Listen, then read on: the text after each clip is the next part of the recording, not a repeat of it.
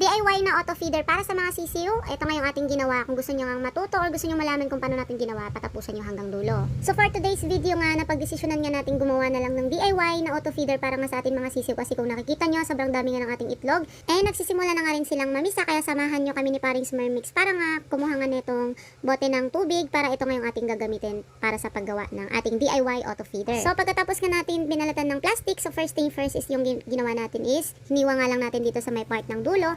And ginunti nga lang natin yung part na kakailanganin natin. So pagkatapos nyan, yung gagawin natin is bubutasan naman natin sa gitna gamit nga itong ating pangbutas. Kung wala naman kayong pangbutas, pwede nyo rin man siyang gawing mano-mano, depende na lang sa diskarte na meron kayo. Pagkatapos ng binutasan, dinoble ko pa nga dyan sa pagpapaluwag ng gunting para nga mas malaki yung butas. So sumunod naman na ginawa natin is kinat out naman natin tong isang bote na kinuha natin kanina. Ayan. So kukunin lang natin kung ano lang yung kakailanganin natin syempre, which is yung bandang taas and yung sa baba. Bali yung sa gitna lang yung tatanggalin. Pagkatapos, ginupit naman natin yan para naman mas malinis at mas maayos mamaya pagka ikakabit na natin. Sinunod naman natin tinanggal ito nga yung mga sabitan niya and yung matitigas na area dito sa may takip niya. So pagkatapos nga, yung ginawa naman natin ngayon is nagbutas nga dahil dito ng bali 4 na butas sa malapit nga ng bunga ng ating bottle. So ganun lang siya kadali. Kapag meron nga kayong drill, mas mapapabilis palalo yung trabaho nyo. Pero kapag wala, pwede nyo pa rin siyang gawin mano-mano. So pagkatapos nga ulit nun, bali pinalakihan lang natin tong butas na ginawa natin kanina para siguradong makalabas yung mga pagkain ng sisiw kapag ikakabit na natin. So next naman ulit natin na ginawa is binutasan na nga natin yung mismong takip ng bottle. Tapos ginamitan natin ng lighter naman itong ating dulo ng bottle para naman mas pumantay siya at para mas mag-flat. At para nga mabuo itong ating ginagawang DIY na kainan ng ating mga alaga, syempre kakailanganin din natin ng washer. Next is itong ating bolt-in nut.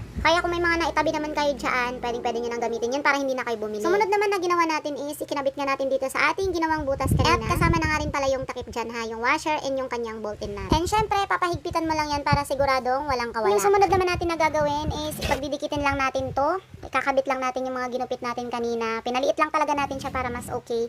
And syempre, didikitan naman natin itong ating pandikit na pangmalakasan para naman talagang kapit na kapit. So pagkatapos nga yan, pinatuyo lang natin and ikakabit na nga natin dito. O diba, nagmukha na siyang kainan ng sisiw. Kulang na lang yung pagkain. Ganyan lang siya kadali, ganyan lang siya kasimple. Swak na swak rin pala to sa mga yung kunwari aalis kayo tapos walang magpapakain sa alaga nyo, pwede nyo tong gamitin. Kasi nga, ganun nga yung gagawin namin dahil may lalakarin kami niyan. So ayun, walang magpapakain. Papakainin nila yung sarili nila kasi meron na tayong ginawang ating DIY na auto feeder para sa ating mga peking duck. So ayun lang, ito na yung ating outcome ng ating DIY auto feeder ng ating mga sisiw. Sobrang makakatipid ka na, mas mababawasan pa yung mga kalat sa bahay nyo katulad nga nito mga empty bottles. And tingnan nyo naman, gamit na yan ng mga alaga natin. Lalo na nga ngayon, mas dumadami pa sila. Kaya naman sa mga laging bumibili dyan at laging hindi nababantayan yung mga alaga, pwedeng nyo na itong gawin na nasa bahay lang kayo at hindi pa kayo gagastos. Makakatipid ka na talaga, masusulit mo pa.